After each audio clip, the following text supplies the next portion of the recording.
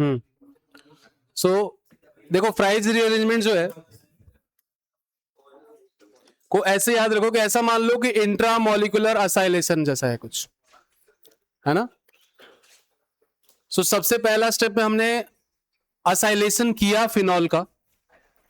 Acylation कैसे किया कि रिंग के ऊपर नहीं होगा, ओ का अटैक होगा, ये बन गया। This is not fries rearrangement. में फिर से रिपीट कर दूं, फ्राइज रीअरेंजमेंट है ये। रीअरेंजमेंट क्या होता है? जिसमें एक ही ग्रुप में, एक ही कंपाउंड का कोई एक ग्रुप निकल के कहीं और चला जाए, that is what rearrangement is. तो यहां पे AlCl3 के साथ जब हम हीट करते हैं इसको, तो सबसे पहले ये बताओ कि अगर AlCl3 के साथ हीट करोगे, मान लो तुम्हारे पास है R डबल बॉन्ड O और यहां पे है बेंजीन रिंग, और इसको AlCl3 दिखेगा, तो ये लोन पेयर AlCl3 पे अटैक नहीं कर देगा? कैसे करेगा? करेगा। तो फिर यहां से एक अच्छा लिविंग ग्रुप बन गया ये। तो यहां से अच्छा लिविंग ग्रुप बना, तो यहां से ये कार्बोकेटायन का डिसोसिएशन हो सकता है, इस बॉन्ड का डिसोसिएशन होगा, तो अपने को क्या मिलेगा? OAlCl3 ऐसा कुछ, और साथ में क्या मिलेगा? R C double bond O और यहां पे प्लस असाइल कार्बोकेटायन मिलेगा। और कार्बोकेटायन बन गया, तो उसके बाद क्या करोगे? इसको ऑर्थो और मेटा क्यों, ऑर्थो और पैरा पे आप सब्स्टिट्यूट कर दोगे। वही हुआ है यहाँ पे, ऑर्थो और पैरा पे लगा हुआ है वो। समझ में आ गई? सिंपल सी मैकेनिज्म है कि बोलोगे सर फिर तो हम फ्रिडल-क्राफ्ट असाइलेशन से भी ये करा सकते थे कि असाइल कार्बोकेटायन बनाते और लगा देते। वहां दिक्कत क्या थी कि फ्रिडल-क्राफ्ट असाइलेशन में आप RCOCl in presence of AlCl3 use करते हो, और AlCl3 से डायरेक्ट अटैक कर लेगा कौन? Phenol, right. तो इसीलिए तो वो नहीं होता था। स्ट्रॉन्ग एक्टिवेटिंग ग्रुप के साथ फ्रिडल-क्राफ्ट अल्काइलेशन और असाइलेशन क्यों नहीं होता था? क्योंकि उसमें AlCl3 जो लुईस एसिड हम यूज करते हैं उस मीडियम में, उसी से फिनॉल डायरेक्ट रिएक्ट कर जाता, तो फिर रिंग पे आपका असाइल ग्रुप नहीं आता। तो इन अ वे ये एक इनडायरेक्ट मेथड है रिंग के ऊपर असाइल ग्रुप लाने का, कि आप इस कंपाउंड का रीअरेंजमेंट करा दो, आपको ये कंपाउंड मिल जाएगा। ठीक है।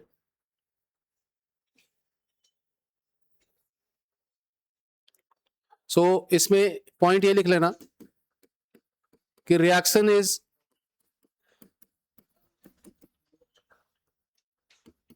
Intramolecular as well as intermolecular।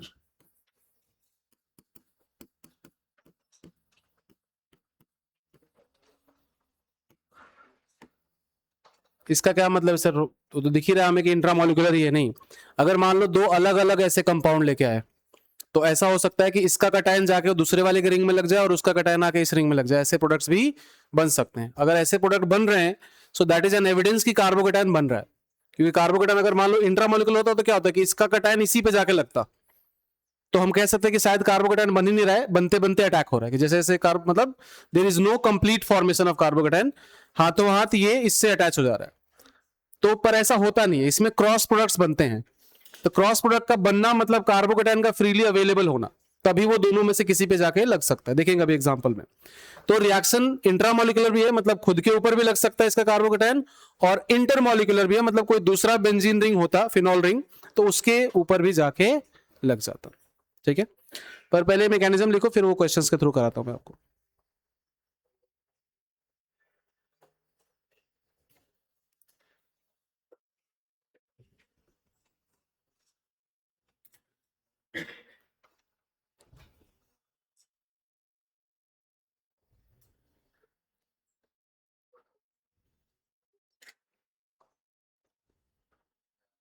ठीक है, लिख लिया।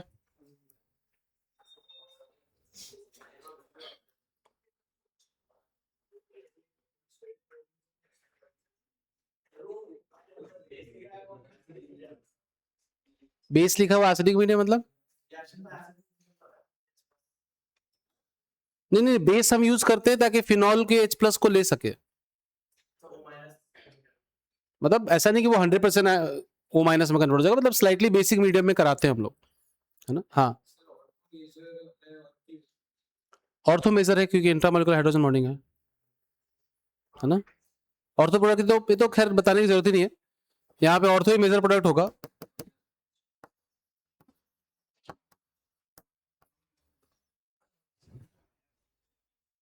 ठीक है, लिख लिया ये। अब देखो इसमें, मान लो कोई तुमसे पूछे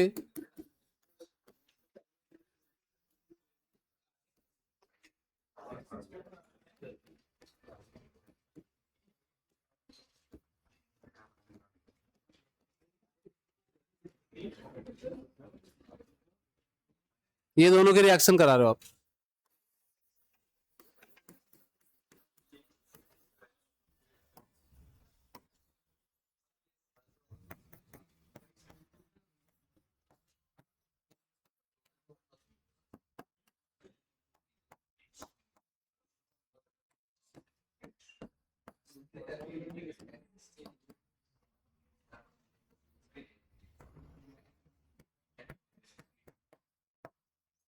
तो क्या प्रोडक्ट्स बनेंगे आपको बताना है।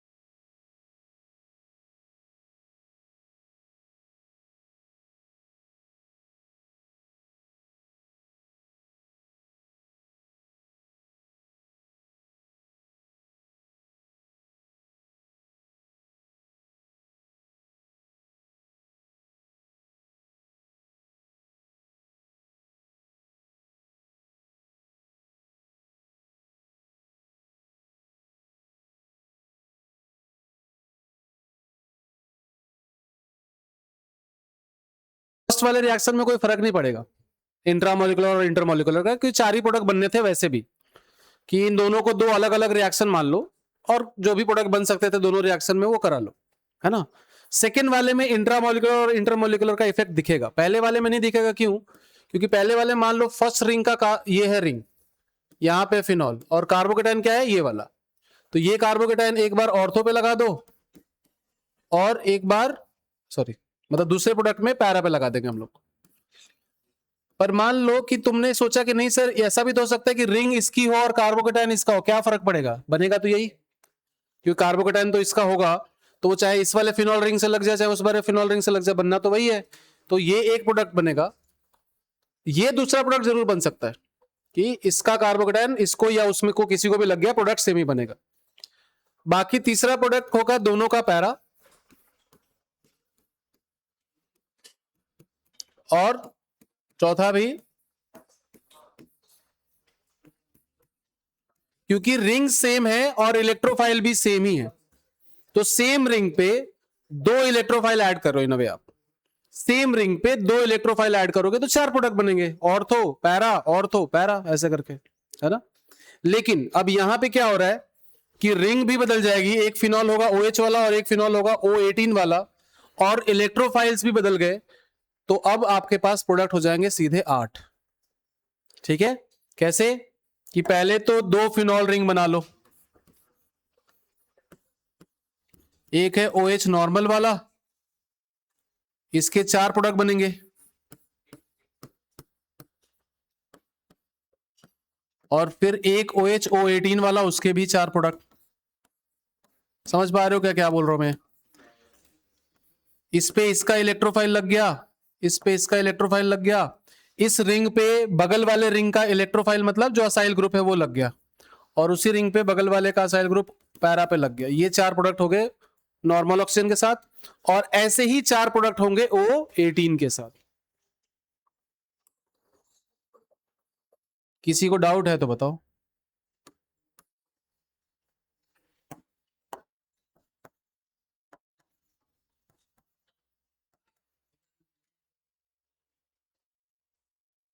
आप ऐसा समझो कि दो आपके पास फिनॉल है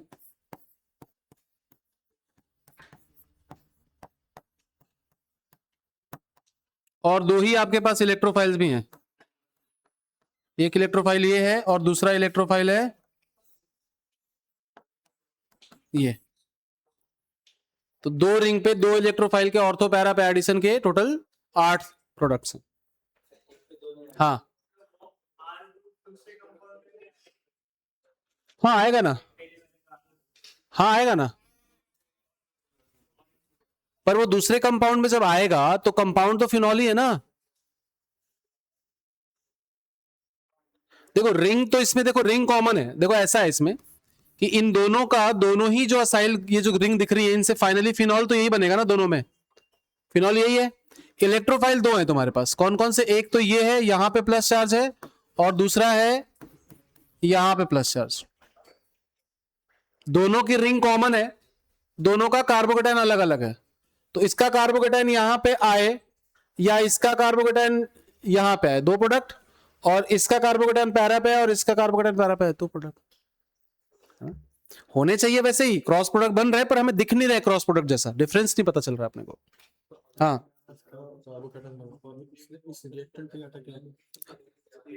नहीं ना, हीट कर रहे हो ना भाई, तो वो तो रीअरेंजमेंट दोनों का होगा ना, ऐसा थोड़ी हो सकता है कि एक का होगा एक का नहीं होगा, है ना। क्लियर है? हाँ। मेजर प्रोडक्ट कौन होगा? नहीं, सो इसमें एक तरीका है कंपेयर करने का, लेकिन उससे भी कुछ आइडिया। देखो सबके मेजर ऑर्थो वाले होंगे, ये पक्का है। मतलब ये और ये चारों ऑलमोस्ट कंपेरेबल कॉन्सेंट्रेशन में होंगे, बस इतना हम कर सकते हैं, क्योंकि इलेक्ट्रोफिलिसिटी में बहुत ज्यादा डिफरेंस नहीं है, दोनों ऑलमोस्ट इक्वली इलेक्ट्रोफिलिक हैं। कोई डाउट?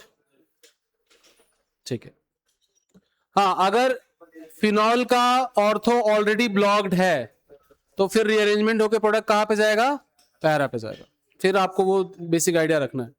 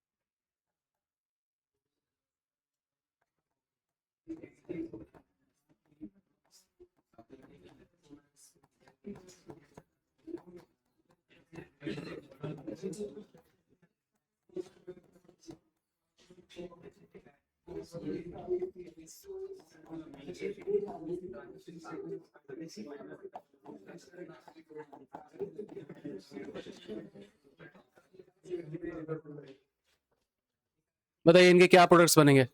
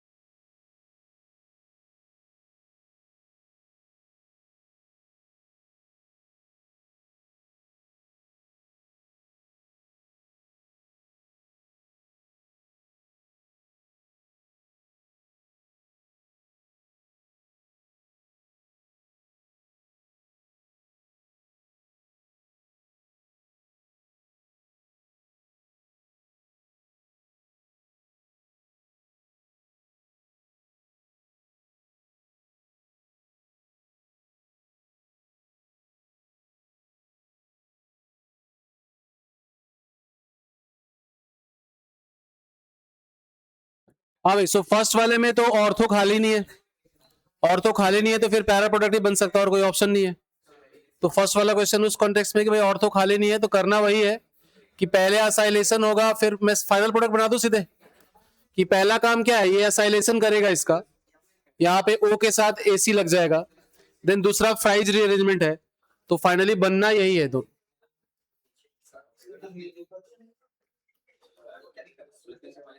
बोलो यही आया सबका या किसी का नहीं आया तो बताओ, किसी को ये नहीं आया तो बताइए मुझे प्लीज। हाँ, पहला क्या है, एसीटोन किसको कहते हैं? एसीटोन को एसीटोन, एसीटोन को एसीटोन ही कहते हैं, एसीटो एसिटिक एनहाइड्राइड को कहते हैं, है ना? हाँ, Ac2O है, मतलब इसको हम कहते हैं Ac2O, इसको शॉर्ट में AC बोलते हैं, है ना? तो Ac2O ये हो गया, मतलब एसिटिक एनहाइड्राइड है। सेम स्टोरी, ये इसका लोन पेयर यहाँ पे अटैक करेगा और ये लीव कर जाएगा, जैसे Cl लीव करता था, तो वही एनहाइड्राइड बन गया पहले, सॉरी हाँ मतलब एस्टर बन गया एक तरह से फिनॉल का, और फिर फ्राइज अरेंजमेंट अभी किया था हमने। बेसिकली पहले रिएक्शन के बाद जो प्रोडक्ट बनेगा वो वही बनेगा जिसके एग्जांपल से मैंने फ्राइज रीअरेंजमेंट स्टार्ट किया था, है ना? यहाँ पे सेम, बस फिनॉल की जगह अल्फा नेथनॉल है, ऑर्थो एंड देन पैरा पे भी दो प्रोडक्ट बनेंगे। क्या, कौन से दो पार्ट है? दोनों, अच्छा वैसे OAC मतलब AC वाला पार्ट, छोटा वाला पार्ट, ये वाला पार्ट।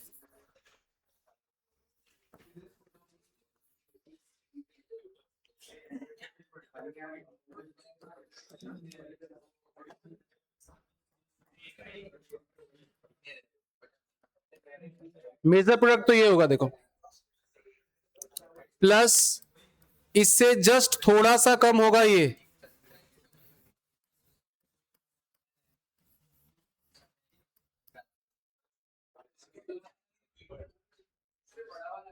हाँ ये तो पॉइंट है ना। सो ध्यान दो, यहां पे ये जो ग्रुप होता है,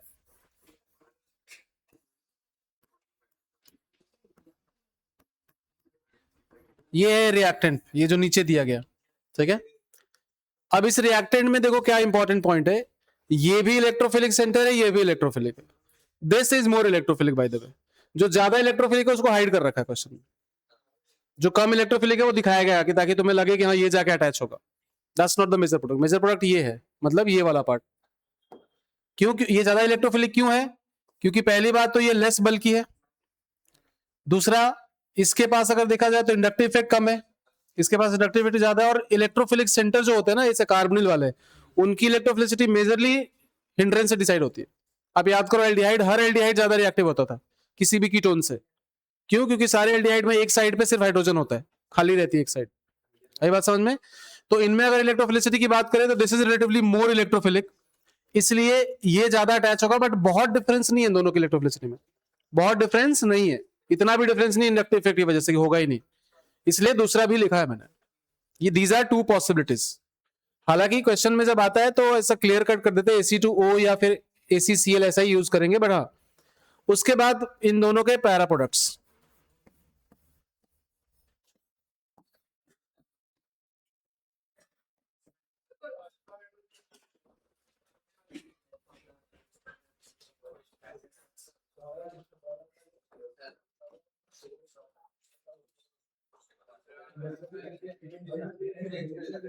ठीक है, ये हो गए इसके सारे possible products, all possible products.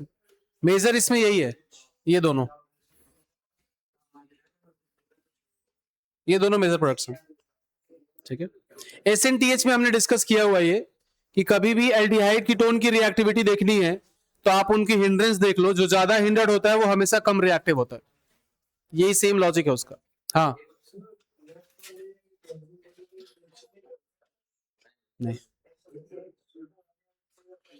सो अगर तुम लेफ्ट वाले रिंग में लगाओगे ना, उसका लॉस क्या है कि इंटरमीडिएट में इसकी भी एरोमेटिसिटी जाएगी और इसकी भी एरोमेटिसिटी जाएगी।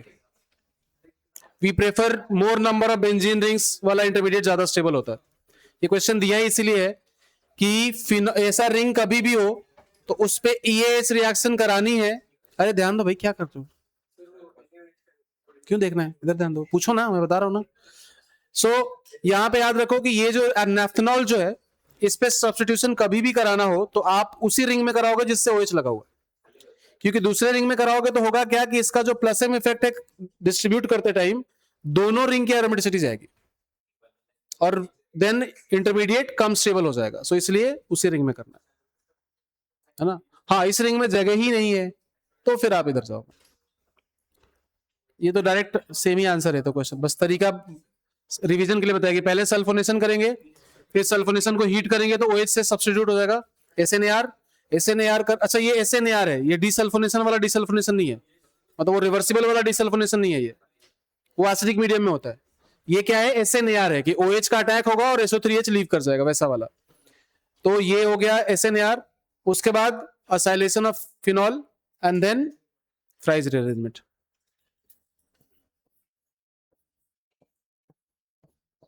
ये क्वेश्चन सिर्फ रिवीजन के लिए है कि भाई आप रिवाइज कर लो एक बार कि सल्फोनेशन के साथ कैसे हम डिसल्फोनेशन कर सकते हैं और फिनॉल बना सकते हैं।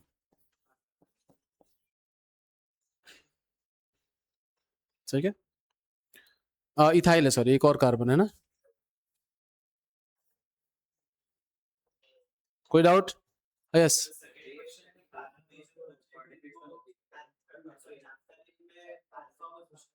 नैफ्थलीन नहीं है ना भाई, नैफ्थेनॉल है। अल्फा पोजीशन तो खाली ही नहीं है इसमें, क्योंकि इंट्रामोलिकुलर हाइड्रोजन बॉन्डिंग है।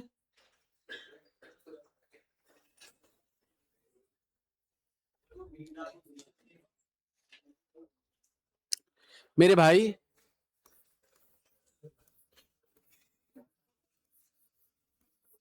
इसमें और इसमें जमीन आसमान का फर्क है। ये दोनों सेम कंपाउंड थोड़ी है। हमने इसमें सब्स्टिट्यूशन में पढ़ा है कि यहां पे करेंगे कि यहां पे करेंगे, ये सब इसका थोड़ी पढ़ा है तुमने। ये तो नैफ्थेनॉल है ना, तो ऑलरेडी सब्स्टिट्यूटेड है, उसमें OH तो ऑलरेडी लगा हुआ, उसके बाद का देख रहे हैं हम क्या करना है ना।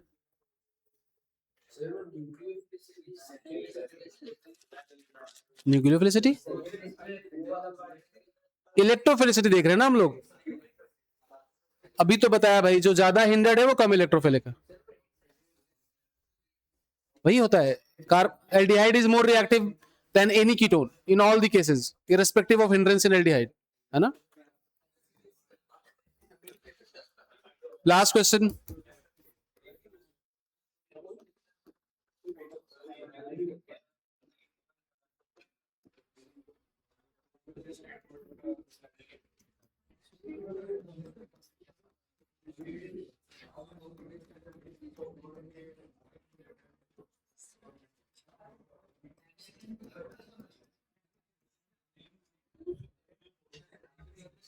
जल्दी जल्दी जल्दी करो, बातें नहीं।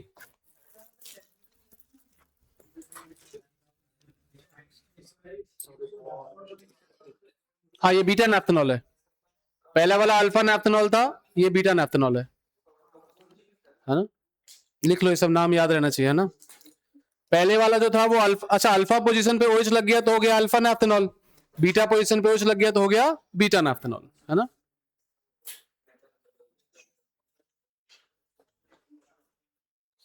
गामा नैफ्थेनॉल होगा क्या? नहीं, गामा नैफ्थेनॉल इज अगेन बीटा नैफ्थेनॉल, है ना। वो नीचे से बस काउंट करोगे फिर आप।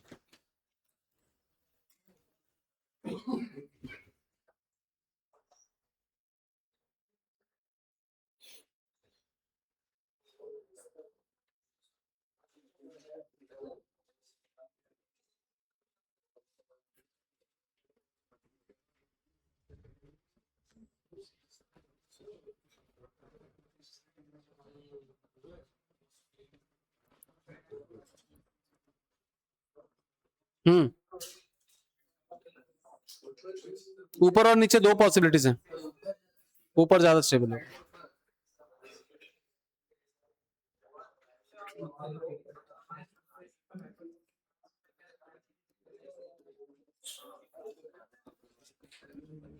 बीटा नैफ्थेनॉल में याद रखना, ये वाला सेंटर ज्यादा इलेक्ट्रोफिलिक होता है।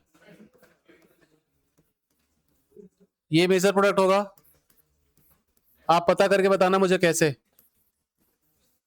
नाफ्थेनॉल के हिसाब से तो दोनों ऑर्थो ही है वैसे, पर ये क्यों आप पता करके बताना। पैरा तो खैर ब्लॉक्ड ही है, तो पैरा में तो हम जाएंगे नहीं, तो दोनों ही ऑर्थो है, पर उसमें भी ये ज्यादा फेवरेबल होता है, वो आपको पता करना है। ड्रॉ करो इसके रेजोनेटिंग स्ट्रक्चर ट्रांजिशन स्टेट के, मैं बोल ही नहीं रहा, तुमको पता करना है ना। आप सब्स्टिट्यूशन कराओ, इलेक्ट्रोफाइल का सिग्मा कॉम्प्लेक्स बनाओ, फिर उसके रेजोनेटिंग स्ट्रक्चर्स बनाओ, मिल जाएगा तुम्हें आंसर, है ना। अभी नहीं करना, मतलब आप वेरीफाई करना घर पे, है ना। ठीक है, so most of the cases में मैं पहला प्रोडक्ट जो लिख रहा हूं वो मेजर प्रोडक्ट है। नेक्स्ट लिखो क्लेजन रीअरेंजमेंट। ये सब फिनॉल टाइप की रिएक्शन से इसलिए एक साथ कर रहे हैं।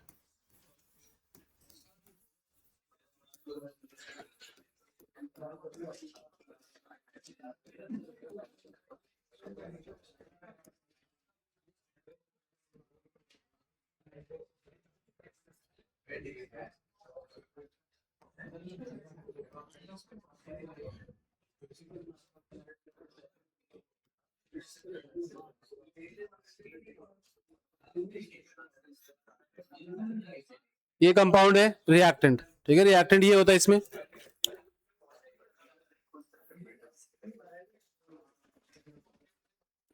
इसको भी अगर हम किसी लुईस एसिड जैसे मान लो AlCl3 के साथ जब हीट करते हैं तो इसमें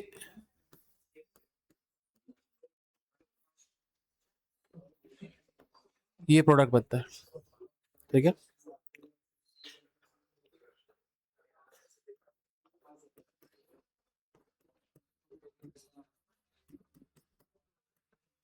और ऐसा बोल सकते हो ओनली प्रोडक्ट तो नहीं बनेगा, थोड़ा सा दूसरा भी बनता है, पर वो बहुत ही नेग्लिजिबल कॉन्सेंट्रेशन में बनता है। मतलब ऑर्थो ही इसमें मेजर प्रोडक्ट होगा विथ अ लार्ज मार्जिन, है ना। Ortho is major product with a large margin, मतलब पैरा ऑलमोस्ट नेग्लिजिबल ही होगा, इसलिए लिखा ही नहीं मैंने पैरा। करते हैं ना अभी, है ना। दूसरी इंपॉर्टेंट पॉइंट मैं आपको बता दूं, दूसरा इसमें मे बी मैं वो दूसरा पॉइंट बताऊंगा तो आपको आप आंसर तक पहुंच जाओगे कि ऐसा क्यों होता है। दूसरा इंपॉर्टेंट पॉइंट ये है कि अगर ये है पहला आपका कार्बन, तो यहां पे आपका वो कार्बन इधर पहुंच जाएगा। हाँ, जो भी कह लो उसको, हाँ। अब क्या आप जस्टिफाई कर सकते हैं कि रिएक्शन में ऑर्थो ही क्यों मेजर प्रोडक्ट है?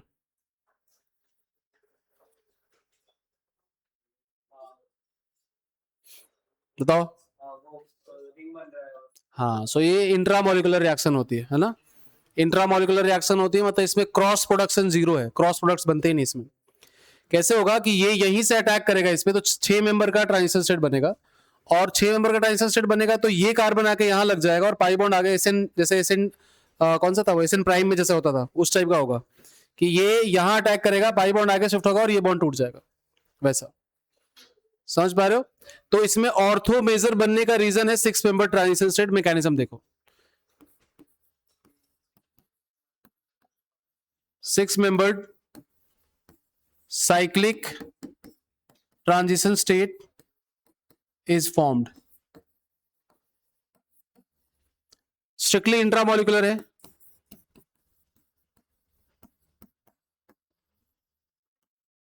और ये इंट्रामोलिकुलर है का एविडेंस इस बात से भी मिलता है कि क्रॉस प्रोडक्ट्स नहीं बनते। मतलब जो ग्रुप इसमें लेके आओ उसी के रिंग में लगेगा, O18 वाले के साथ जो ग्रुप लेके आओगे वो O18 वाले के रिंग में ही लगेगा, दूसरे में क्रॉस प्रोडक्शन नहीं होता है।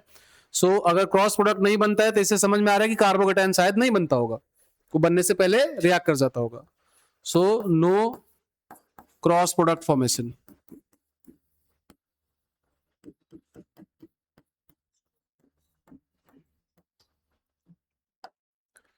ठीक है, सो देखते हैं इसकी मैकेनिज्म में कैसे भाई क्रॉस प्रोडक्ट नहीं बन रहा है।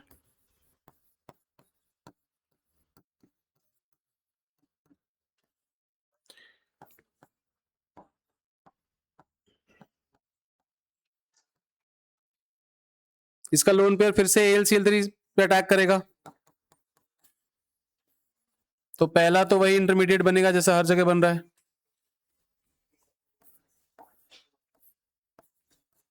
AlCl3 माइनस O पे प्लस आ जाएगा,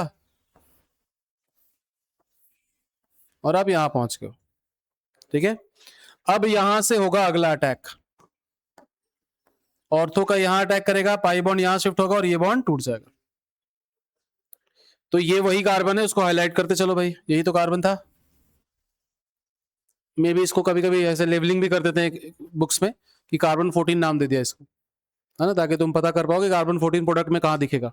जैसे SN प्राइम में भी तो करते थे इस तरह की चीजें हम लोग।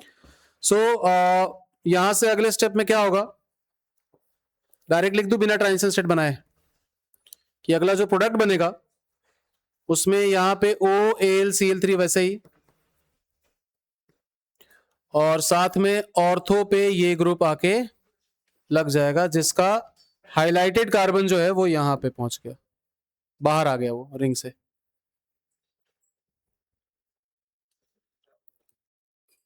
बस इसीलिए सिर्फ ऑर्थो प्रोडक्ट बनता है। उसके बाद तो इसको फिनॉल बना ही लेंगे, हमारे पास H+ तो रहेगा ही हमेशा। इस स्टेप में H+ भी तो निकला होगा यहाँ पे, सिग्मा कॉम्प्लेक्स बन के लास्ट स्टेप में H+ बाहर निकलता है, फिर वो जाएगा OH के पास और वापस आपका फिनॉल बन जाएगा, क्योंकि यहाँ -H+ होता है, राइट।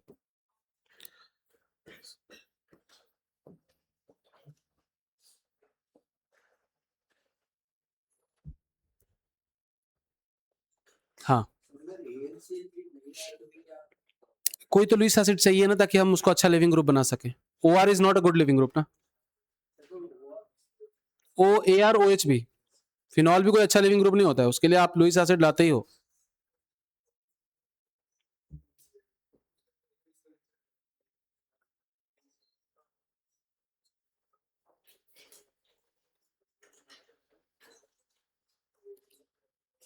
ठीक है,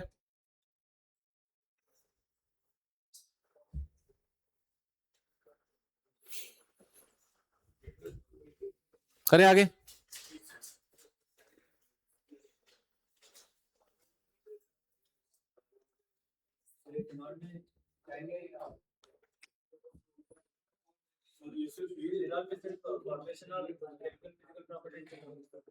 ये और भी रिएक्शंस करेंगे फिनॉल में, ऐसा नहीं है।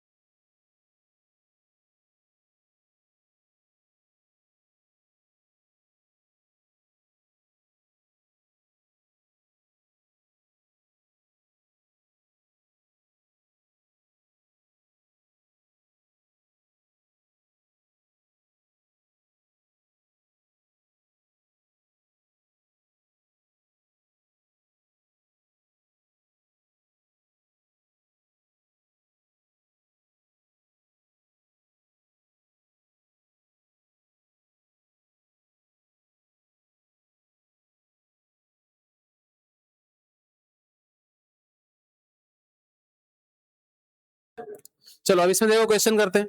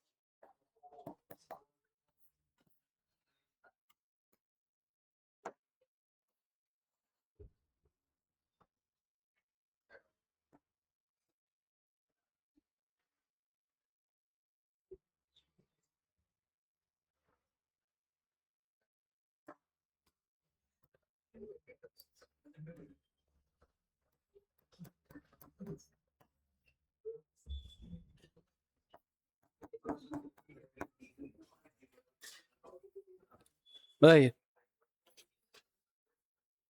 ये 4 ही तरह के क्वेश्चन आ सकते हैं इसमें। बाकी ग्रुप चेंज करते रहेंगे, आर लगा दिया, कुछ भी कार्बन चेन लगा दिया, वो अपने हिसाब से तुम शिफ्ट कर लेना। कितने कार्बन की चेन होनी चाहिए?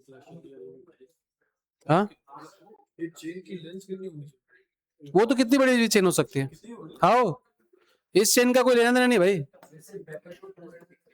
तुम यहाँ पे फोकस करो, यहाँ पे तुम कितनी बड़ी चेन लगा लो कोई फर्क नहीं पड़ेगा। अटैचमेंट तो इसी का होगा, ये फिक्स होना चाहिए, पाई बॉन्ड फिर एक CH2 एंड देन ऑक्सीजन, ऐसा ठीक है।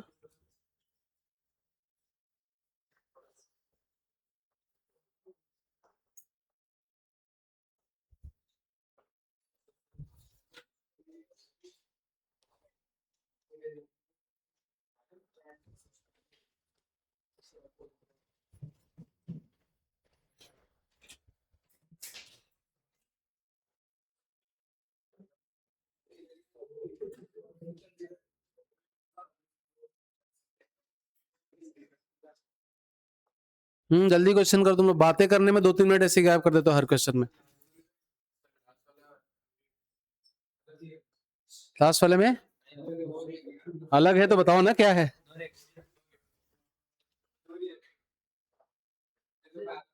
पैरा पे ही लगेगा, नो रिएक्शन तो हो ही नहीं सकता, पैरा पे लगेगा। पर सिर्फ इंपॉर्टेंट वो पॉइंट नहीं है। हाँ नहीं ट्रांजिशन सेट नहीं बनेगा, थोड़ा अलग होगा, समझते हैं क्या होगा। हाँ 2 बार होगा, पहले ऑर्थो पे ही आएगा वो, फिर वहां से H+ हट नहीं पाएगा, तो फिर वो पैरा पे जाएगा और वहां से H+ हटाएगा।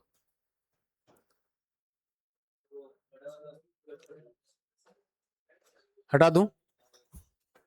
नहीं नहीं रहेगा ना। हाँ कोई दिक्कत नहीं है। सो फर्स्ट वाला तो क्लियर ही है आपको।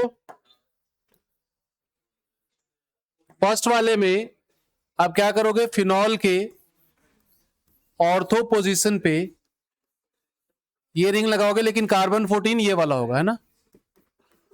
2 चीजें होती है ना, एक तो ऑर्थो पे आता है इलेक्ट्रोफाइल, और पोजीशन भी चेंज होती है कि जो पहले ऑक्सीजन से कनेक्टेड था उसका दूसरा एंड वाला कार्बन जो होगा वो जाके कनेक्ट होगा बेंजीन रिंग से। 2 चीजों का चेंज आता है इसमें।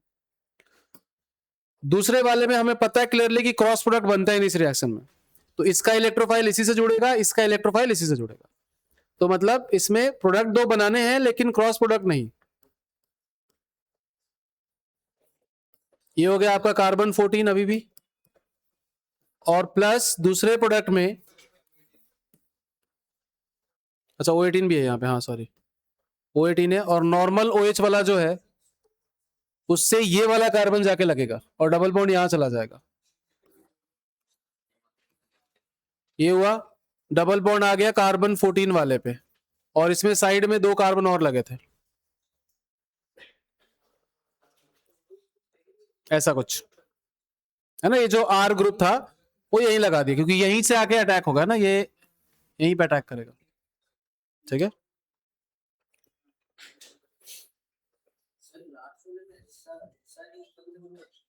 नहीं, डायरेक्ट नहीं आएगा पैरा पे, यहाँ पे ऑर्थो, लेफ्ट वाले ऑर्थो पे जाएगा फिर। जब तक ऑर्थो खाली है तब तक हम ऑर्थो पे ही लगाएंगे। और कार्बन 14 ये वाला कार्बन होगा ना, तो यहां तक भी कोई दिक्कत नहीं है। लास्ट वाले में देखो दो चीजों का चेंज होता है।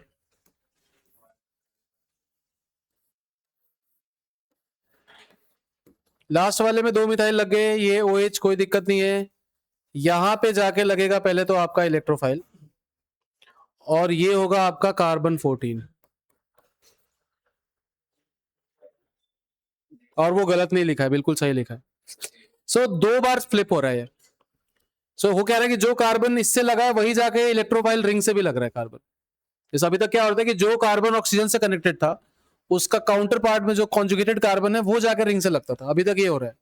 पर यहां पे ऐसा नहीं हो रहा है, क्योंकि यहां पे ये काम 2 बार हो रहा है कि पहली बार प्राइम टाइप रिएक्शन हुई, एक बार जाके इलेक्ट्रोफाइल लग गया, फिर वापस पैरा से अटैक होगा, दूसरी बार प्राइम होगा तो फिर से ओरिजिनल वाला कार्बोकेटायन आके लग जाएगा। सो इसकी मैकेनिज्म देखते हैं हम लोग। यहां तक लिख लिया सबने? इसकी मैकेनिज्म समझा रहा हूं मैं, तो इसको देखना है। हाँ,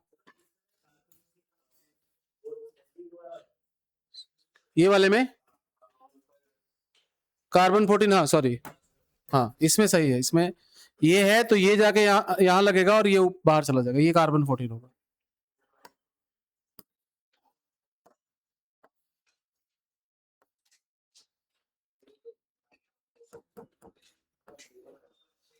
ये होगा सही है।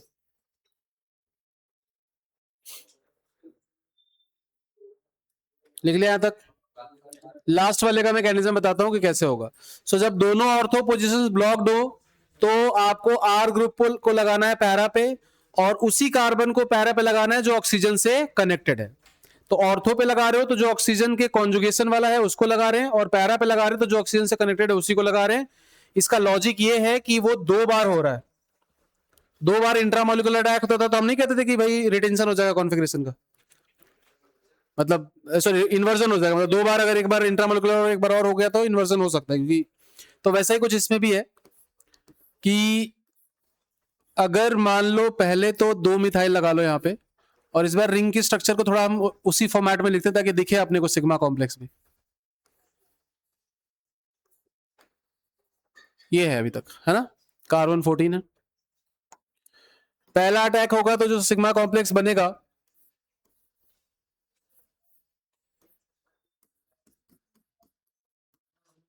अभी मैं एक एक कॉम्प्लेक्स बनाऊंगा, है ना।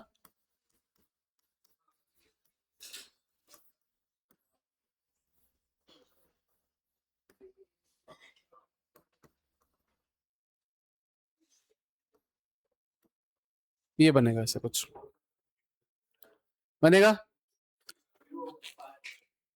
हाँ हाँ, अभी करते हैं उसको। अब इसका, अच्छा ये कार्बन 14 कौन सा हो गया, यहां पे चला गया, है ना। पहले अटैक में यही होता है, रिवर्स हो जाता है वो, यहां चला गया। उसके बाद नेक्स्ट स्टेप में इसका एक रेजोनेटिंग स्ट्रक्चर बना लेते हैं पहले। तो इसका एक रेजोनेटिंग स्ट्रक्चर क्या होगा कि ये पाई बॉन्ड यहां आ जाएगा, वैसे तो यहां से भी अटैक करा सकते थे, और ये प्लस चार्ज यहां आ जाएगा, ये मिथाइल, और यहाँ पे OAlCl3 माइनस मिथाइल एंड ये, और एक और डबल बॉन्ड कहाँ था, यहाँ था, ठीक है। और यहाँ पे आ गया आपका कार्बन 14, ये वाला। अब क्या होगा देखो,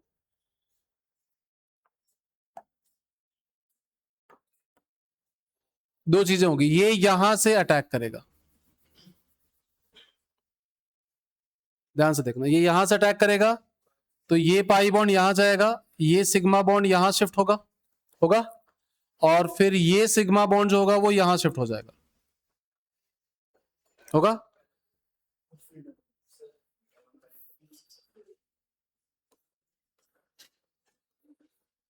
नहीं, हाँ इसमें से एक और डाउट आता है कि सर मेटा पे अटैच करेंगे तो 6 मेंबर की परफेक्ट रिंग बनेगी, है ना। हाँ, पर दिक्कत ये नहीं है, दिक्कत है कि मेटा पे अटैक करोगे तो क्या ये प्लस चार्ज यहां आना वैलिड है? मेटा पे भी नहीं बन रहा, हाँ मेटा पे भी नहीं बन रहा वैसे, सही बात है। और पर हाँ ये लगेगा कि सर ये पैरा पे जब आप बना रहे हो तो इससे टेढ़ा सा रिंग बन रहा है, ये एक थॉट आता है दिमाग में। पर प्रॉब्लम क्या है कि एटलीस्ट इसमें पॉजिटिव चार्ज के बाद यहां पे नेगेटिव चार्ज आएगा, विच इज जस्टिफाइड। पॉजिटिव के बगल में पॉजिटिव नहीं आ सकता, मतलब ये न्यूक्लियोफिलिक हो ही नहीं सकता है कार्बन कभी भी। न्यूक्लियोफिलिक होगा तो यही होगा, राइट। तो यहीं से अटैक होगा, रिंग थोड़ा टेढ़ा भी बनेगा चलेगा, पर अटैक वहीं से होगा और कहीं से हो ही नहीं सकता। तो अटैक होगा तो क्या होगा, अटैक होगा तो पहले तो ये बॉन्ड जो टूटेगा, देखो ये बॉन्ड टूट जाएगा, समझ में आ रहा है क्या आपको? तो जो जो समझ में आ रहा है उसको लिखते चलते। OAlCl3 पे माइनस है, यहां का मिथाइल का कुछ नहीं हुआ, यहां के पाई बॉन्ड का कुछ नहीं हुआ, यहां के मिथाइल का कुछ नहीं हुआ, यहां का सिग्मा बॉन्ड टूट के यहां पे पाई बॉन्ड बन गया, और यहां पे ये ग्रुप लग गया और कार्बन 14 बाहर आ गया। बोलो यहां तक कोई डाउट? और यहां पाई बॉन्ड बनना और उसकी वजह से यहां पे माइनस चार्ज आ गया क्या? लेकिन उस माइनस ने ही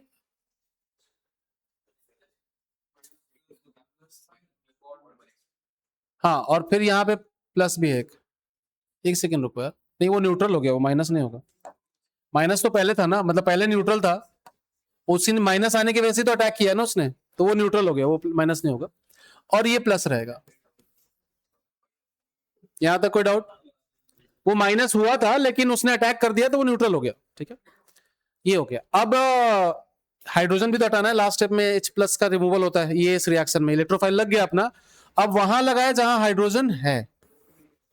मिथाइल नहीं हट सकता था, हाइड्रोजन हट सकता है, तो लास्ट स्टेप में क्या होगा, माइनस H प्लस करोगे, एरोमेटिसिटी वापस, और H प्लस जाके फिनॉल को भी बढ़िया फिनॉल बना देगा।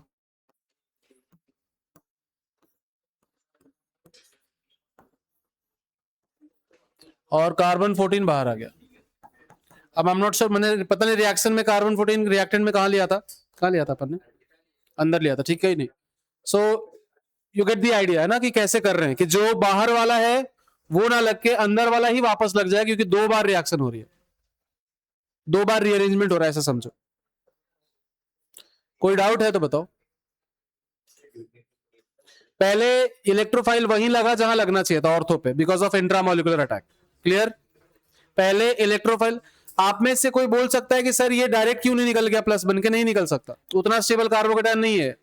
असाइलेशन वाले में, फ्राइज रीअरेंजमेंट में जो कार्बोकेटायन था वो बैक बॉन्डिंग स्टेबलाइज था, वो निकल सकता है, ये नहीं निकल सकता। तो हमने क्या किया कि पहले इंट्रामोलिकुलर अटैक करा के ऑर्थो पे लगा दिया, फिर उस ऑर्थो वाले का फिर से इंट्रामोलिकुलर अटैक हुआ, वो पैरा पे लग गया, और फिर डीप्रोटोनेशन करके हमने एरोमेटिसिटी वापस ले।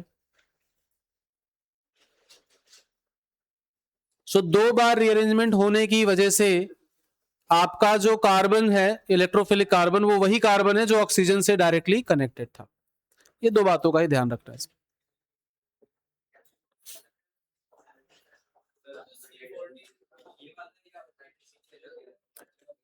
नहीं, अब क्वेश्चन में मैंने शायद अलग दिया था, बट मैकेनिज्म में मैंने चेंज कर दिया शायद। क्वेश्चन में C14 अंदर वाला लिया था और मैकेनिज्म में मैंने बाहर वाला लिया, डजंट मैटर, आप नया क्वेश्चन बना लो इसको, है ना।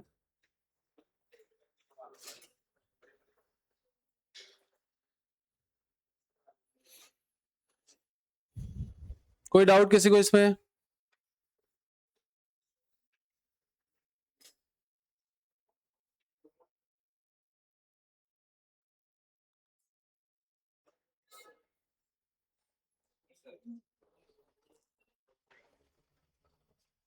लिख लिया?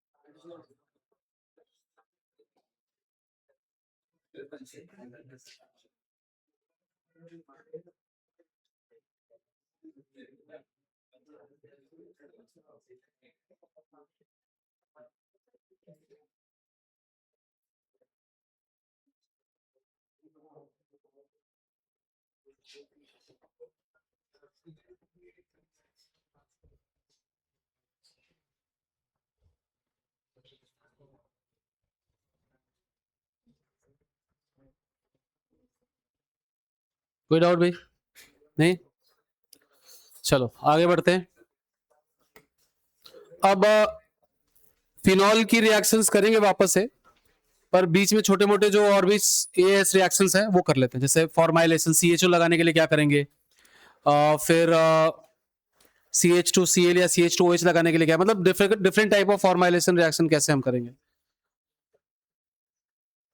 सो ये फिनॉल का नहीं है, ये नॉर्मल इन जनरल किसी भी बेंजीन रिंग पे CHO लगाने का तरीका है, फॉर्माइलेशन बोलते हैं इसको।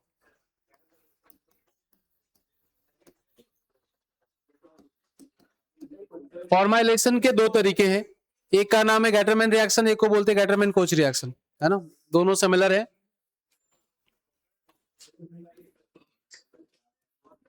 कोई भी एरोमेटिक रिंग है उस पे फॉर्माइलेशन करने के दो तरीके हैं, एक है HCN के साथ रिएक्ट करा दो, ठीक है, फॉलोड बाय हाइड्रोलिसिस, है ना, फॉलोड बाय हाइड्रोलिसिस। दूसरा है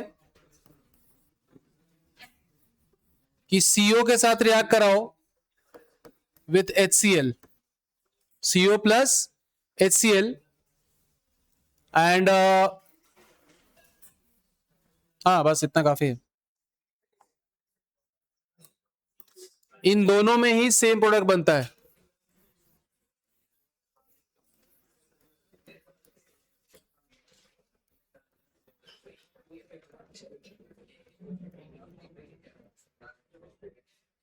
दोनों में सेम प्रोडक्ट बनता है।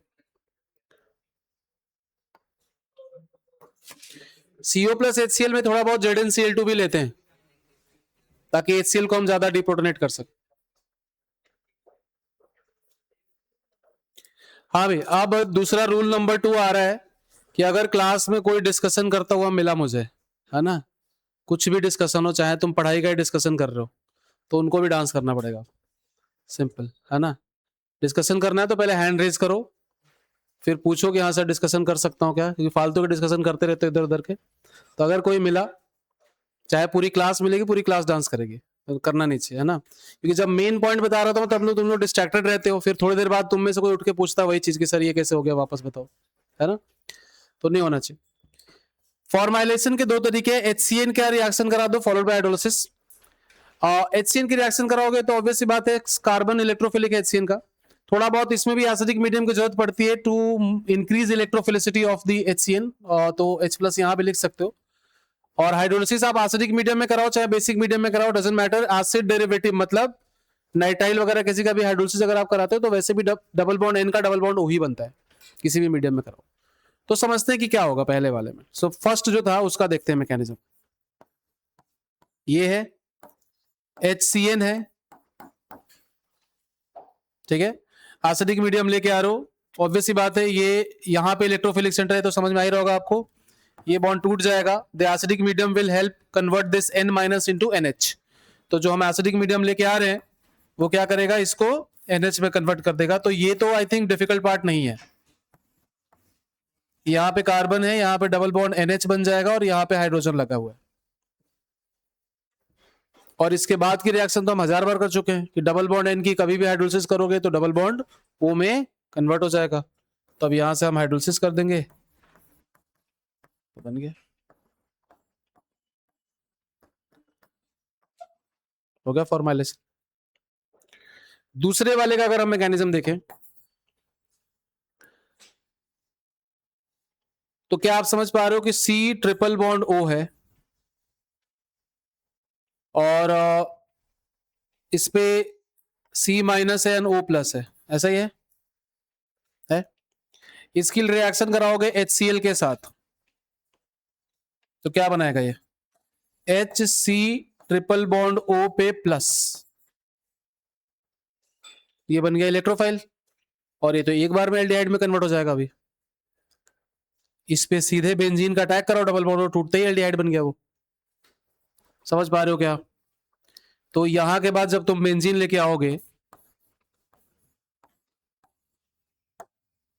बेंजीन का तुम इस पे अटैक कराओगे कार्बन पे, तो ये ऑक्सीजन का बॉन्ड टूट जाएगा। बन गया एल्डिहाइड।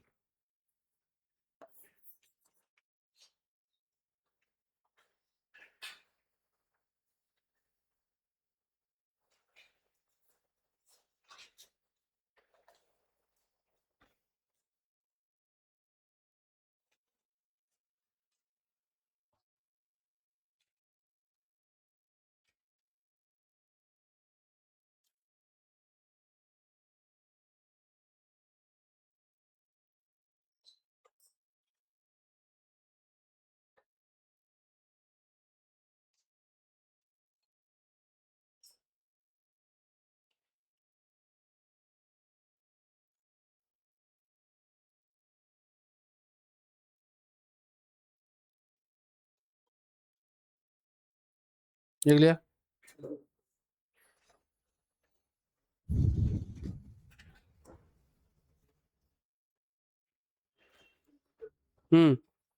अच्छा, इसका नाम भी लिख लेना, इस ऊपर वाले को हम बोलते हैं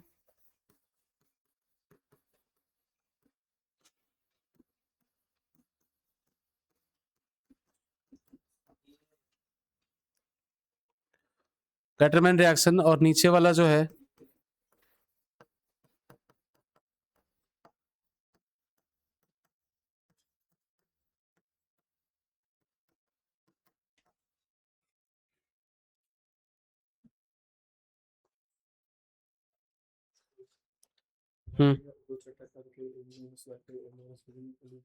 वापस हो चटक करके, पर पढ़ेंगे वो, हमने अभी नहीं पढ़ा हुआ है, हम आइन में पढ़ेंगे। पर मैंने अभी तक इतना जरूर बताया हर बार कि डबल बॉन्ड इनका डबल बॉन्ड ओ बनेगा कभी। हाँ,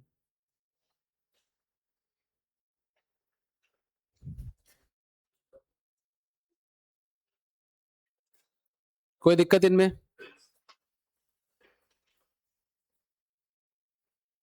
हाँ भाई, पीछे फर्स्ट वार्निंग।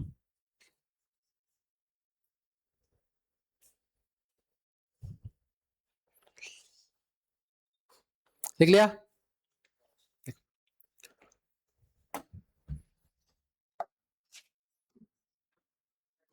हम्म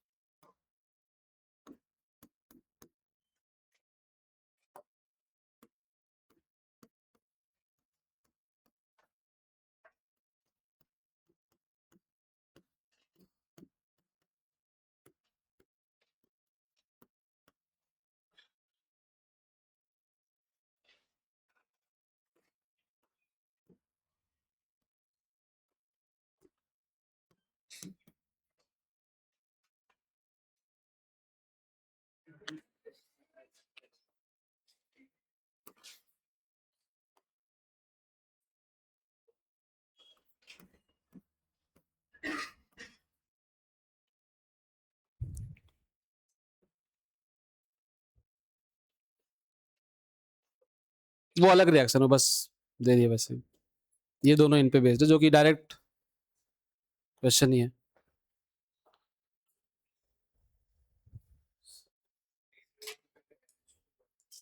हाँ तुम बताओ। NH2 का Ac2O के साथ तो बहुत कॉमन रिएक्शन है, मतलब काफी यूजफुल रिएक्शन है वो तो। ऐसे बताओ कि एनिलीन का अगर हम ब्रोमिनेशन करें तो कैसे करते हैं? एनिलीन का ब्रोमिनेशन अगर CH2 के प्रेजेंस में करेंगे तो क्या प्रोडक्ट बनेगा? तीनों पे लग जाएगा, और H2O में भी तीनों पे लग जाएगा। फिनॉल में ऐसा नहीं होता है, फिनॉल में H2O में तीनों पे लगता है, लेकिन CH2 में सिर्फ ऑर्थो या पैरा, राइट? पर एनिलीन को ऑर्थो और पैरा पे करने के लिए क्या करना पड़ता है? असाइलेशन।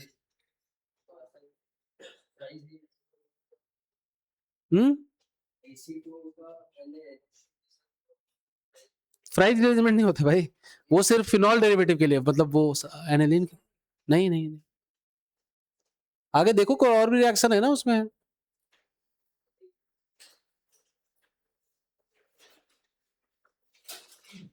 हो गया?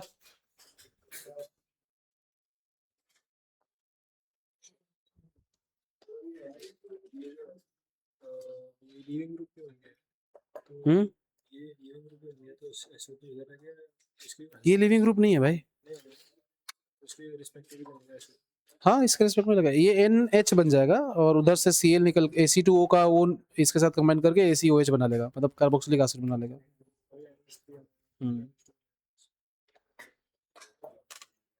बस वो स्ट्रॉन्ग से थोड़ा सा मॉडरेट एक्टिवेटिंग ग्रुप बन गया, और कुछ नहीं हुआ उसमें। हाँ, या मे भी हम कुछ टारगेटेड प्रोडक्ट बनाना चाहते हैं जो नॉर्मली नहीं बनता है ना? क्योंकि N is not a good leaving group. NH2 को अच्छे लिविंग ग्रुप नहीं होता, उसको N2 में कन्वर्ट करना पड़ता है अच्छा लिविंग ग्रुप बनाने के लिए, है ना? तब भी नहीं होता है। NR3 plus poor leaving group होता है, तभी तो हॉफमैन एलिमिनेशन देता है। तो N पे प्लस हो तब भी वो अच्छा लिविंग ग्रुप नहीं होता है ना? N अच्छा लिविंग ग्रुप तभी हो सकता है जब उसको N2 में कन्वर्ट किया जा सके, या फिर आप बहुत ज्यादा एक्सेस क्वांटिटी ऑफ मतलब न्यूक्लियोफाइल बार बार अटैक करा रहे हो तो थोड़ा बहुत प्रोडक्ट बनने का चांस बढ़ जाएगा।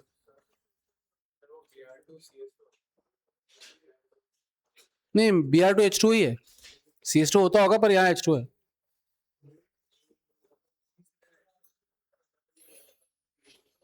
चलो पहले ये तो कर लेते हैं।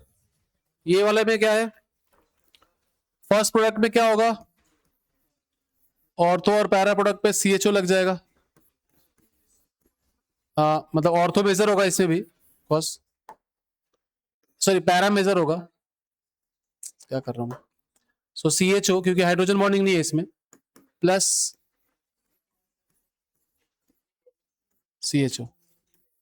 याद रखना फिनॉल का फॉर्माइलेशन आप इन मेथड से नहीं कर सकते, बताओ क्यों? फिनॉल का फॉर्माइलेशन हम इन मेथड से नहीं कर सकते क्योंकि इन दोनों ही मेथड में एसिडिक मीडियम यूज कर रहे हो, तो उनका लोन पेयर फिर इनसे इंटरैक्ट करना स्टार्ट कर, वही जो लुईस एसिड वाली प्रॉब्लम थी वो यहां भी रहेगी। तो उसके लिए हम दूसरी रिएक्शन यूज करते हैं जिसका नाम है रिमर-टिमर रिएक्शन। काफी कॉमन पॉपुलर रिएक्शन है वो, तो हम करेंगे आगे। यहाँ पे सेम प्रोडक्ट वही बनेगा, मतलब सेम नहीं, बेंजल्डिहाइड बनेगा। कैसे? पहला है एरोमेटाइजेशन, फिर उसके बाद तो अभी पढ़ा हमने फॉर्माइलेशन। वहां पे क्या होगा? यहां पे पहले NH2 NO2 से NH2 क्लेबेंसन रिडक्शन के टाइम पे पढ़ा था हमने। NO2 के सारे रिडक्शन नहीं पढ़े हमने, बट कुछ कुछ जो काम के थे कहीं ना कहीं हमने डिस्कस कर लिए। तो ZnHCl FeHCl SnHCl इन सब के प्रेजेंस में NO2 का NH2 बन जाता है, तो बन गया एनिलीन। एनिलीन का किया हमने असाइलेशन, उससे क्या होगा? उसकी एक्टिविटी थोड़ी कम हो गई। कम होने के बाद हमने किया sulphonation, para will be the major product, right? Para major product बनने के बाद हम कर रहे हैं ब्रोमिनेशन, ऑर्थो ही खाली पड़ा है, सिर्फ ऑर्थो पे जाएगा ब्रोमीन। उसके बाद हम कर दे रहे हैं डीसल्फोनेशन। स्टेप्स लिखूं या डायरेक्ट प्रोडक्ट लिखूं? स्टेप्स लिखो। हाँ मतलब स्टेप्स मतलब सारे स्टेप के प्रोडक्ट, हाँ डीसल्फोनेशन लास्ट में कर रहे हैं। तो पहला प्रोडक्ट बनेगा NH2, दूसरे स्टेप का प्रोडक्ट बनेगा NH, C double bond O and then CH3। तीसरा प्रोडक्ट जो मेजर प्रोडक्ट होगा वो बनेगा क्या? Sulphonation SO3H। कहां पे? यहां पे। तीनों जगह नहीं लगेगा क्योंकि इतना स्ट्रॉन्ग एक्टिवेटिंग ग्रुप भी नहीं है, और वैसे भी सल्फोनेशन में तीनों जगह लगाने के लिए आपको बहुत ही ज्यादा axis quantity of H2SO4 use करना पड़ता है, कॉन्सेंट्रेटेड प्लस एक्सेस। उसके बाद नेक्स्ट स्टेप में हम क्या करेंगे, ब्रोमिनेशन कर रहे हैं, है ना। तो ब्रोमिनेशन करेंगे तो ये NH यहां पे Br लग जाएगा, और फिर लास्ट में D2O के साथ हीट कर रहे हैं, है ना। तो डिसल्फोनेशन का एक तरीका होता था क्या, सुपर हीटेड स्टीम के साथ हीट कर दो तो डिसल्फोनेट हो जाएगा, लेकिन वो रिप्लेस किससे होगा, ड्यूटेरियम से, ओडी से नहीं, डी से, है ना।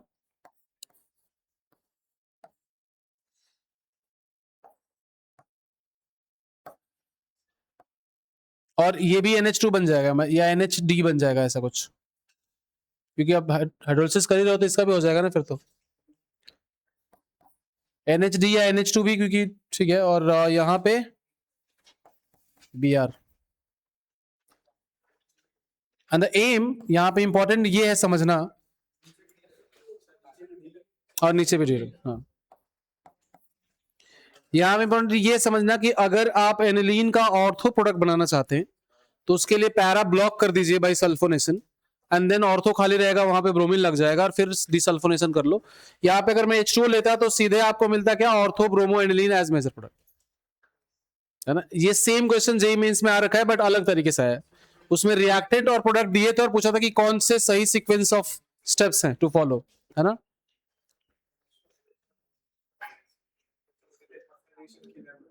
ठीक है,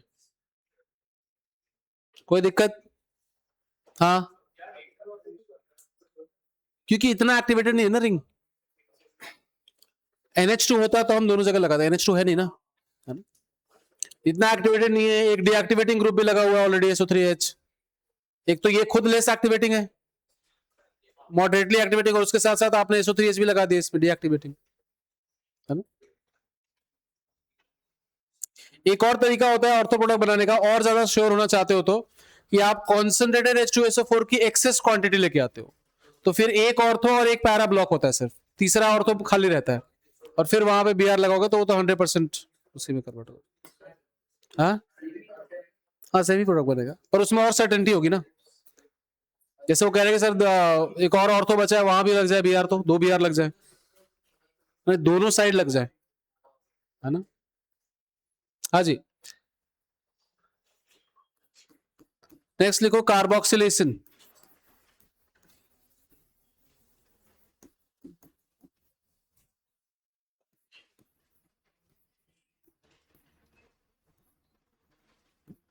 CO2 in presence of H plus।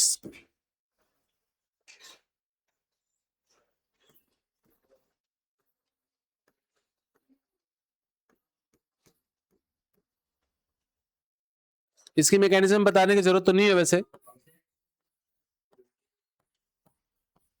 पर C डबल बॉन्ड O और डबल बॉन्ड O है, तो यहां पे अटैक होगा, ये बॉन्ड टूट जाएगा, COO माइनस बन जाएगा, और H प्लस से COOH में कन्वर्ट हो जाएगा।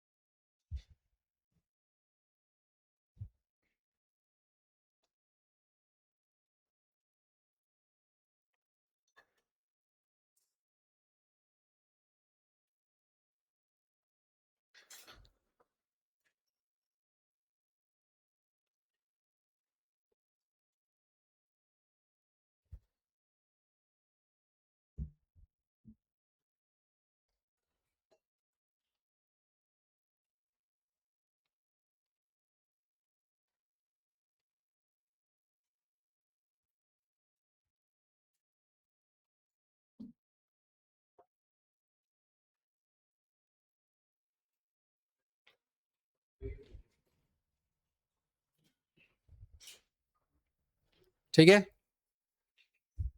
बोलो भाई, कोई डाउट नहीं। इन सब के मिक्स क्वेश्चंस करेंगे एक साथ, पर अभी पहले हम टॉपिक निपटाते हैं, क्योंकि है कुछ नहीं होना है, वही ग्रुप चेंज करते जाओ, ऑर्थो पे लगेगा कि पैरा पे लगेगा, वो सारे एस्पेक्ट हमें क्लियर ही है, इलेक्ट्रोफाइल हम आइडेंटिफाई कर पा रहे हैं, तो करते जाएंगे।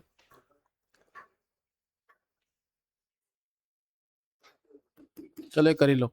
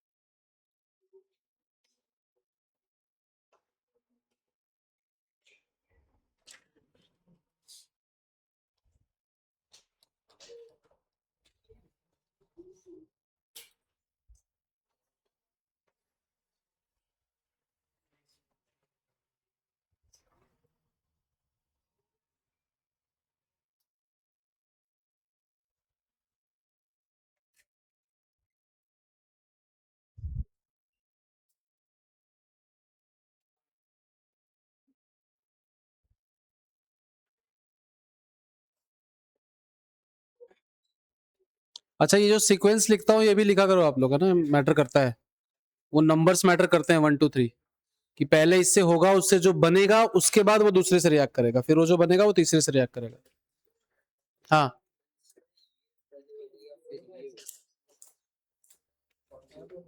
NaOH ला रहे तो इसको भी ले जाएगा, ये भी तो एसिडिक है NaOH के लिए। हम्म,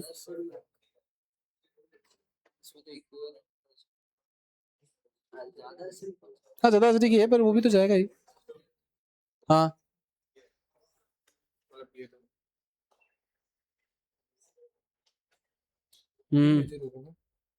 NaOH में ये नहीं होता है, EAS रिएक्शन नहीं हो सकती बेसिक मीडियम में, EAS रिएक्शन कभी नहीं होती है बेसिक मीडियम में। EAS रिएक्शन कभी देखी हमने? या तो लुईस एसिड होगा, the closest to basic medium is bromination of phenol in H2O, वो थोड़ा सा बेसिक हो जाता है बट वो प्रॉपर बेसिक मीडियम में नहीं है।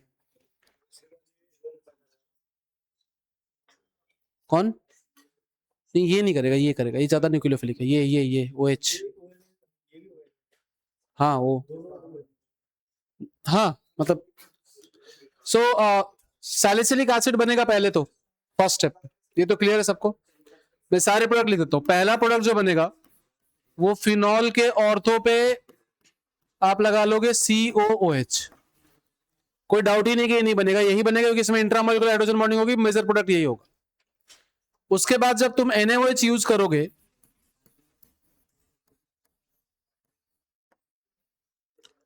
तो दो चीजें होंगी, एक O- ये बनेगा और उससे भी इंपॉर्टेंट कि एक O- यहां बनेगा,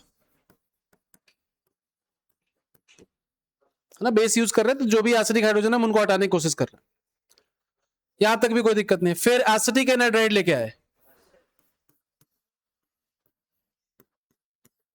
कौन अटैक करेगा?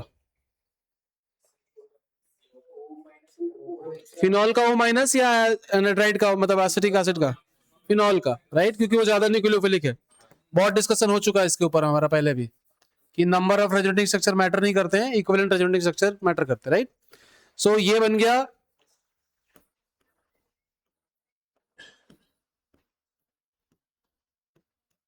ये, और यहां पे अभी भी ये O- Na+ रहा।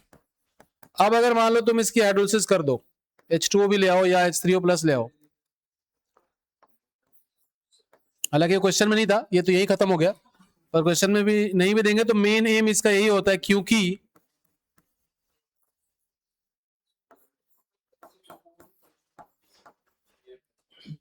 ये एक पॉपुलर कंपाउंड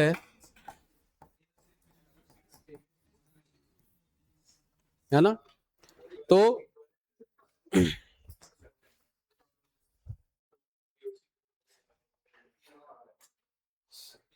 हाँ, और ये जे एडवांस में आ चुका है सेम क्वेश्चन सिमिलर 2018 में, या स्प्रिंट का प्रिपरेशन, है ना।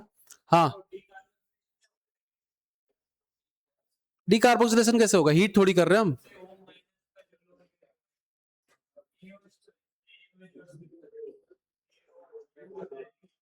हीट भी तो करते हैं, कार्बोनाइन बनता है भाई उसमें, कार्बोनाइन बनने की कंडीशन कहाँ है यहाँ पे? फिर तो कभी भी किसी बेंजोइक एसिड के NaOH से रिएक्शन कराए तो सीधे डीकार्बोक्सिलेशन ही होगा, एसिड बेस रिएक्शन होगी नहीं फिर तो, है ना। सो कंडीशंस भी तो इंपॉर्टेंट होती है ना, कि डीकार्बोक्सिलेशन करने का मतलब मतलब समझ रहे हो, फिर तो हर एसिड बेस रिएक्शन में डिकार्बोक्सिलेशन हो जाना चाहिए ना, हीट करना पड़ता है डिकार्बोक्सिलेशन। ठीक है, हाँ।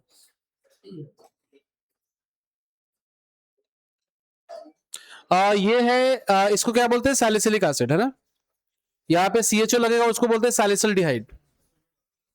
उसमें क्या डाउट है? हाँ, सैलिसिलिक एसिड ये होता है ना। ऑर्थो हाइड्रोक्सी बेंजोइक एसिड को सैलिसिलिक एसिड कहते हैं। अच्छा, starting material for preparation of aspirin is salicylic acid. Aspirin बनाने का इंडस्ट्रियल मेथड जो है उससे सैलिसिलिक एसिड से स्टार्ट करते हैं, देन उसका असाइलेशन कराते हैं और हमें एस्पिरिन मिलता है। ठीक है,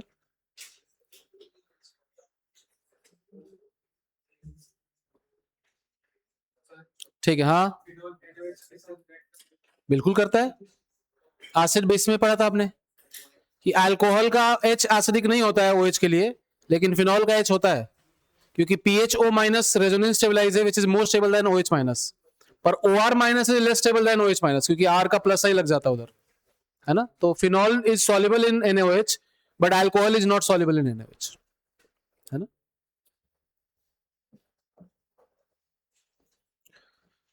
हाँ, अब नेक्स्ट टॉपिक का मैं नाम नहीं लिखता हूं, पहले मैं तुम्हें क्वेश्चन देता हूं और तुम बताओ कि क्या प्रोडक्ट बनेगा, फिर नाम बाद में लिखेंगे अपन।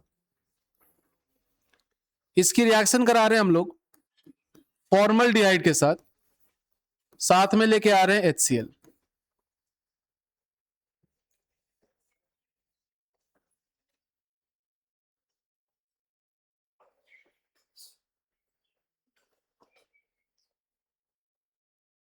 बहुत डिफिकल्ट नहीं है ये।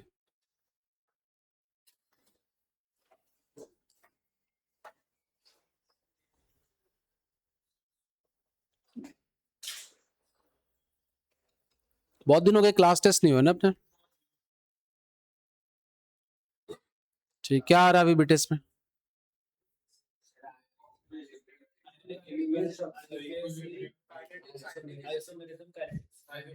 आइसोमेरिज्म भी है।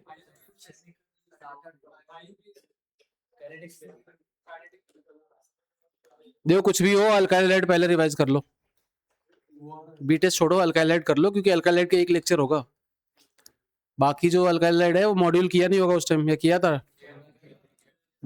तो उसमें कुछ बचा क्या था? पूरा ही किया ऑलमोस्ट, एक दो DDT वीडीटी छोड़ के, DDT और क्लोरोफॉर्म को छोड़ के सारा ही किया होगा उसमें, तो और कुछ था ही नहीं। Acid reaction, yes yes yes.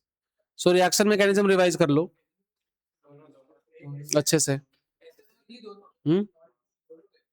सब कर लो, सब सब पूरा रिएक्शन मैकेनिज्म कर लो, बिकॉज वैसे भी अगले बीटेस में आएगा ही, अब आइसोमेरिज्म तक पहुंच गए हैं तो आना ही है रिएक्शन मैकेनिज्म, तो आएगा। और दूसरा क्या है कि alkyl halide alcohol phenol ether जब स्टार्ट होगा ना, तो ये धड़ाधड़ खत्म होता जाएगा, क्योंकि ऑलरेडी कर चुके हैं ना भाई, अल्कोहल की कितनी रिएक्शन कर लिया हम, सब्स्टिट्यूशन कब का कर चुके हैं, डिहाइड्रेशन वगैरह। तो अल्कोहल फिनॉल ईथर में फिनॉल देखो आधा इधर खत्म हो रहा है धीरे धीरे करके, तुम्हें पता नहीं चल रहा है बस, है ना। और ईथर भी ऑलमोस्ट बहुत सारे हो गए, प्रिपरेशन सब कुछ, विलियमसन ईथर सिंथेसिस वगैरह सब हो गया है। तो बचा क्या, ईथर की कोई रिएक्शन एज सच होती भी नहीं ज्यादा, बहुत कम लिमिटेड रिएक्शंस, हाइड्रोलिसिस वगैरह है वो भी कर चुके हैं हम पहले ही। तो जो मेन थोड़ी बहुत रिएक्शन बची है उसमें थोड़ा बहुत प्रिपरेशन आ गया तो आ गया, वो भी किसी ना किसी दूसरे रिएजेंट से रिएक्ट करके हो जाएगा। टेस्ट रिएक्शन है तो अल्कोहल फिनॉल ईथर में थोड़ा सा ब्रीदिंग स्पेस मिलता है, कि मोस्ट ऑफ द रिएक्शन पहले कवर हो गया, तो उस टाइम स्पीड थोड़ी कम करेंगे अपन, और डाउट्स वगैरह पे ज्यादा ध्यान देंगे, या जो भी टॉपिक में गैप्स होंगे उन पे ध्यान देंगे, है ना। लेकिन उससे पहले जितना दिन है उसको एफिशिएंटली यूज करना पड़ेगा, टाइम वेस्ट बिल्कुल नहीं कर सकते। क्लास के पहले पहुंच जा रहे हो तो क्लास में बैठ के रिवीजन करो टाइम पास की जगह, है ना। और क्लास के बाद रुक रहे हो तो भी रिवीजन पे ध्यान दो, कि कुछ ना कुछ आधे घंटे में जो भी कवर हो सके उसको करो, क्योंकि टाइम कम है। स्पीड दिख रहा होगा आपको, हर सब्जेक्ट में धीरे धीरे बढ़ रहा होगा, है ना। नाउ इसमें क्या होगा पहले तो ये बताओ, HCN के साथ रिएक्शन कराया था वैसा कुछ ही तो है, कि पहले तो इसका लोन पेयर प्रोटोनेट होगा,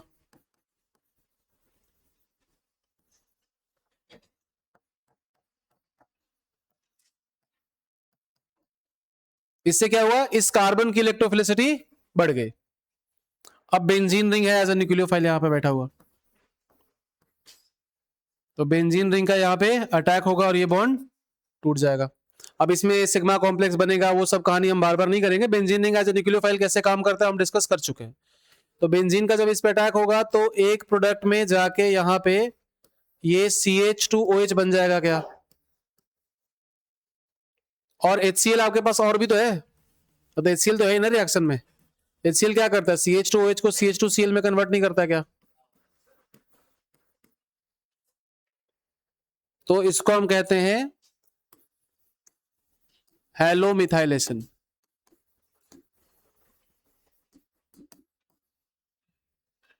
क्लोरोमिथाइल लगा ना, सो क्लोरोमिथाइलेशन हो गया यहाँ पे। हाँ हाँ वो भी कर सकते, पर वो SO2Cl2 जो होगा वो उसको प्रोटोनेट करने में हेल्प नहीं करेगा ना, क्योंकि स्टार्ट वहां से नहीं हो रहा, स्टार्ट हो रहा है यहाँ से कि पहले ये इलेक्ट्रोफाइल की तरह काम करेगा, प्रोटोनेट होगा। वैसे यहाँ के आगे वाला HCl अलग से नहीं ला रहे, वो वही HCl है जो रिएक्शन में पहले से प्रेजेंट था, है ना।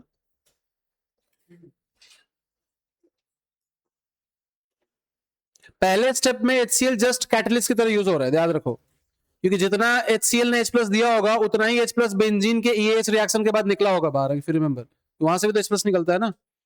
तो ये HCl अभी भी उतना ही है जितना तुम स्टार्टिंग में लेके आए थे, इसलिए आपको एक्सेस HCl लाने की जरूरत नहीं है टू कन्वर्ट द फॉर्म, वो जो हाइड्रोक्सी मिथाइल है इनटू अल्कोहल, सॉरी क्लोरोमिथाइल। ये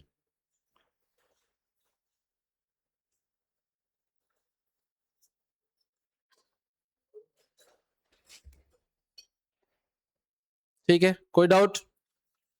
और कोई नेम रिएक्शन थी क्या लिस्ट में जो मैं, छोटे मोटे ऐसे नाम वाले, ट्रिमर टिमर वगैरह तो करेंगे अपन।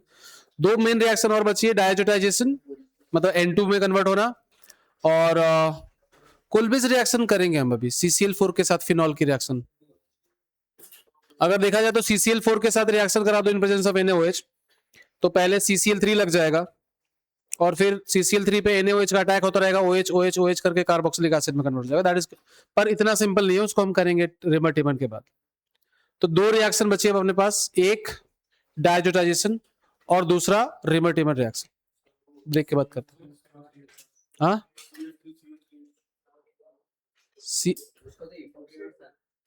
पता नहीं कहाँ,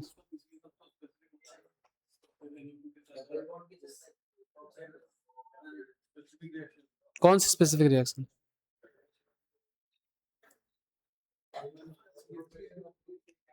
ठीक है, बाकी ब्रेक के बाद करते हैं हम लोग।